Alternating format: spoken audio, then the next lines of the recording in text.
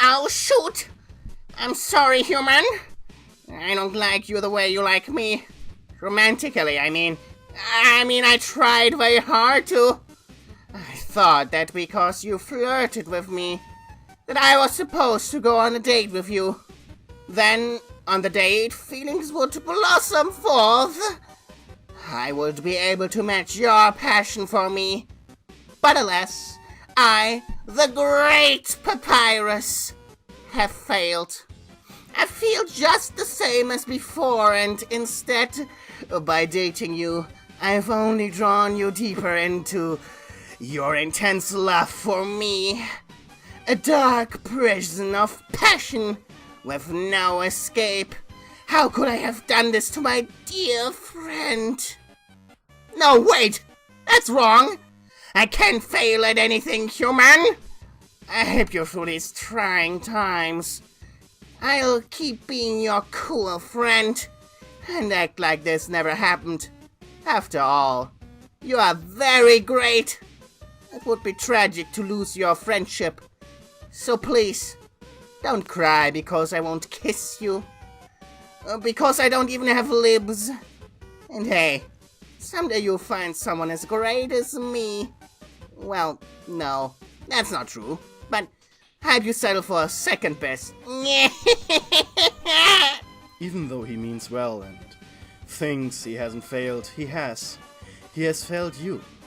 You feel as if your heart has been ripped out of your chest. You fell from him the moment you ran into him. After Sans asked you to play along with him, he was so cute, thinking he'd capture you with his stupid puzzles. Then he fought you and you needed a way to escape without hurting him. You tried to explain yourself to him and you couldn't stop yourself. You confessed your true feelings for him and actually agreed. You couldn't believe it at first. You had only just met and he was going to hand you over to the Royal Guard. And now he was agreeing to go on a date with you instead, but sadly, it was all too good to be true. During the date, Papyrus didn't understand what was happening, and he told you he didn't feel the same way. Now you feel alone. You've left Toriel and now it seems that Papyrus have left you. Though he says you still be friends, you can't help but feel lost and scared, alone in Papyrus's room. You realize you've been sitting here, alone in Papyrus' room, thinking to yourself for a while now. You shouldn't be here anymore. You get up and walk out the door. No one else seems to be in the house, so you quietly walk out into Snowden unnoticed. What can you do now? Papyrus and Sans are gone. You once again have no one. You are all alone. Stand there a moment, lost. While pondering what to do next, you notice that next to Papyrus' house is a small garage. The door seems to be open just a crack and, no longer wanting to continue on your quest, you decide to investigate. You push on the door and it opens without resistance. It is dark and cold inside the small garage. There's also a small dog bed and a small dog bowl in one of the corners of the room. Did Papyrus have a dog? This room is much too small to keep any living being in. You also find a crumpled note on the floor. You pick it up and read it. It says, Human, please do not try to escape, for you cannot. I, the great Papyrus, have captured you, and now will become the head of the Royal Guard once I hand you over. Papyrus? This is where he was planning on keeping you? In this old dirty box? He just wanted to use you. You thought he cared about you. He said you would still be friends. You feel lost and alone. You're a human. No one likes you here. You're trapped with nowhere to go. Despair and fear set in. You have to get out of here. You don't have anywhere to go, but you can't be here anymore. You run out of the garage, too scared and ashamed at yourself to find Papyrus for help. You run and run, not knowing where you are going and not even caring. You reach a cave and stumble inside. You lean against the rock wall, trying to catch your breath. You're out of energy and need some rest. You slide down the wall and fall to the ground. You lay there until you eventually fall asleep. Hey buddy, are you alright? You feel tough, thick fingers brush across your forehead. You slowly open your eyes and see Sans looking down at you worriedly. I saw you run in here while I was selling hot dogs. What happened? What's wrong? You don't want to tell him. You need him to feel like you have the energy to do so. Why does he care anyways? You're just some stupid lost human. I'm fine. You managed to spit out, turning away from him. How did the fight with my bro go? Did you go in the garage? The door was left open. You don't say anything and keep your back facing him. He sits down next to you and hugs you. It's alright. I know you must feel scared and alone. You aren't alone though. My brother and I will always be here for you. You shift out of his hug. No, you won't. Papyrus already left me, and soon you will too. You still don't turn to face him. Is that what happening? You sigh. Is that what happened? You sigh. You just have to explain all this to him, you suppose. You tell him everything about your fight with Papyrus, the date after, and what you found in the garage. You leave out the part about your feelings towards Papyrus. My brother knows a lot about puzzles and word searches, but he doesn't know much about humans, relationships, or, well, feelings. He didn't mean to hurt you. He only wanted to be accepted, and now he's given that up for you, because he sees you as a friend.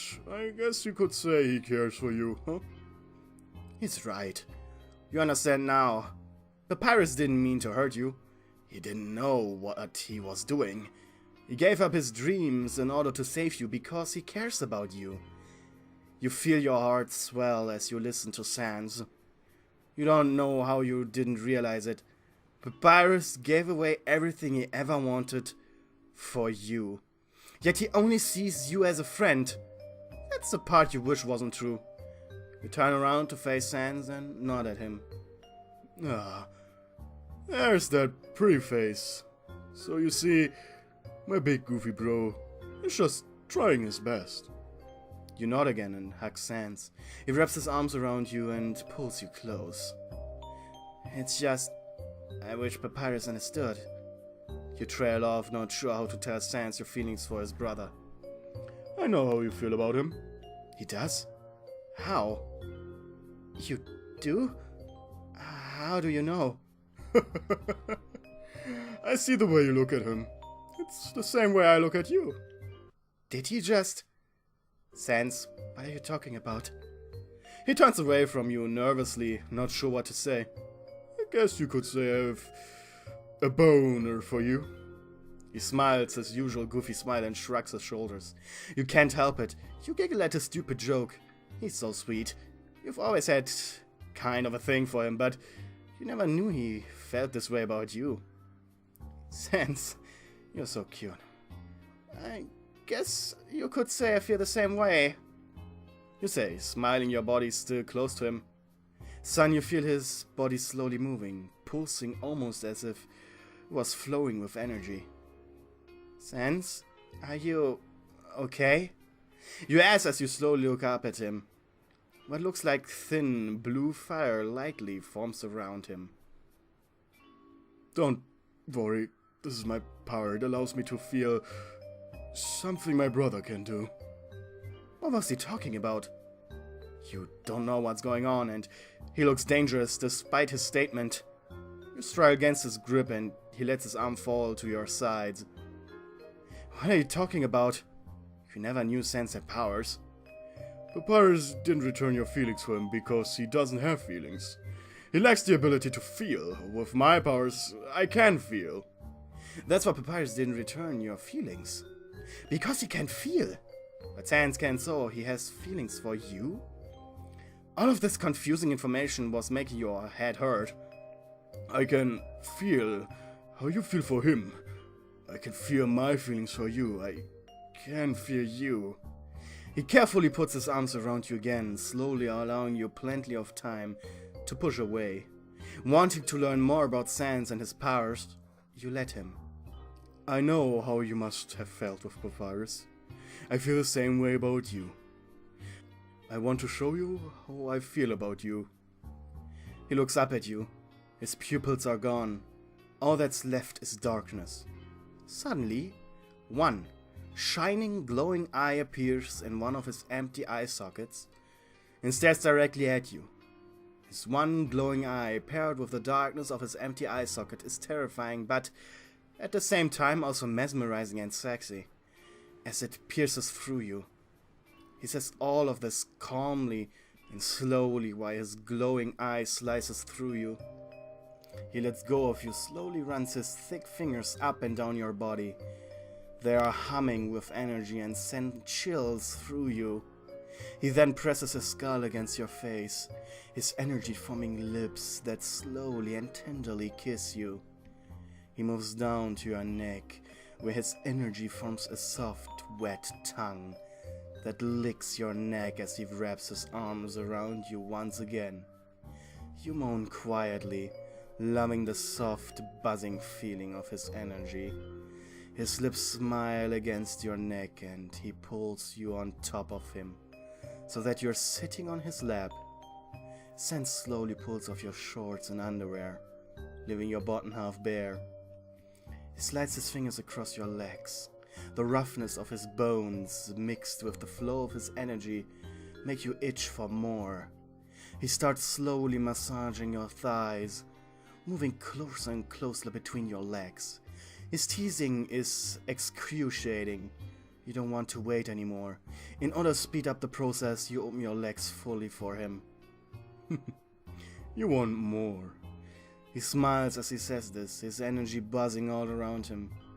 He then slowly pushes one finger into you. You feel his thick and hard finger bone enter you, as his energy around it pulses and massages you inside. You call out, not expecting the sensation Sans is giving you. You like this? His eye grows brighter with anticipation. He's enjoying this way too much. He slowly slides his hard finger in and out of you, the energy around it moving with it. His energy dances in and out of you, buzzing and massaging every crevice. Yeah, yes, I like it. You can barely manage to form the words while Sans sends all these feelings through you. He inserts another finger into you and moves them in unison. He twirls his fingers around slowly and twists and curls them, his bones pounding into you while his energy runs through you. Yes! You yell as you throw your head back in pleasure. Sans suddenly stops and pulls his finger out of you. Can I feel you? Sans mumbles, his whole body buzzing from the energy. You nod in response and he quickly takes off his shorts and underwear. His energy leaves the rest of his body and moves to his crotch, where it forms a thick, erect penis. You breathe in sharply at the sight of it. Sans pulls you close as he slowly slides himself into you. His hard energy moves around inside you, running along your walls and massaging into you. Oh, Sans! You yell and Sans moans too. Feeling your walls tighten around him, he begins moving himself in and out of you, slowly at first, but then speeds up, pounding his energy inside you. The energy explodes with each thrust, sending shockwaves through your body. You feel yourself nearing the edge as your whole body throbs with his energy. Yeah, I'm gonna... With one final thrust of buzzing power, Sans empties his energy into you. It fires out rapidly, each burst exploding into you and massaging your entire body. It sends you over, and your walls close around Sans, convulsing with pleasure. Sans exclaims and pulls you close. Once you're finished, you slide off Sans and lay on the floor. Out of energy, having used all of his energy on you, Sans also lies next to you. He wraps his arm around you and pulls you close. No. How was that? He asked, breathing heavy. That was amazing. You managed to respond in between quick, short breaths, your head swimming. I never knew you wanted to bone me. He turns to you, smiling as he softly brushes his hand against your face. Good one, Sans. You giggle at his silly joke and smile at his touch. Perhaps we could try this with Papyrus. Sen smirks at you and you feel the blood rushing to your cheeks. You want to ask him what he was implying, but he has already fallen asleep. Feeling pretty tired too, you cuddle close to him and fall asleep as well.